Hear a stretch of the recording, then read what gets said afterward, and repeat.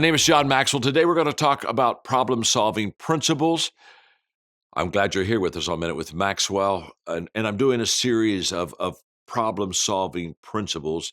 In fact, in the last lesson, I talked about the fact that the first thing we need to do is face reality. Just look at the problem as it is. Don't try to change it. Just look at it as it is, because that's how we begin to build our foundation for solving the problem. Today, I want to give you the second problem-solving principle. This is a simple one. Ask for help. Ask for help. Now, as a young leader, I was very weak in this area because I thought that asking for help showed that I was a weak leader, that it exposed a weakness in my life. And so I would go off by myself trying to solve the problems.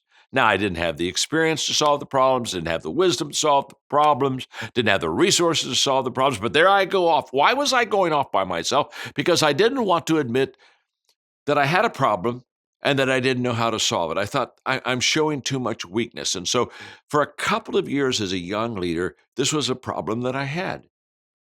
One day I began to understand that no matter how good I wasn't as good as a bunch of other people coming around me, that none of us are as smart as all of us.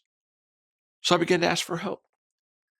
One of the things I discovered was that people really like to help you solve problems, especially when it's not their problem. It's kind of like, yeah, let me jump in on this. It's kind of like I got a bunch of them myself that I'm kind of tired of wearing around. So let me go over into your territory and kind of help you with yours. And if they're not emotionally involved in the problem, they see it much clearer than people that are emotionally involved. So here I'm in the middle of it. I'm emotionally involved. I'm coloring it with all the things I'm thinking, feeling around it. And so therefore, I just need fresh eyes. I need unemotional eyes.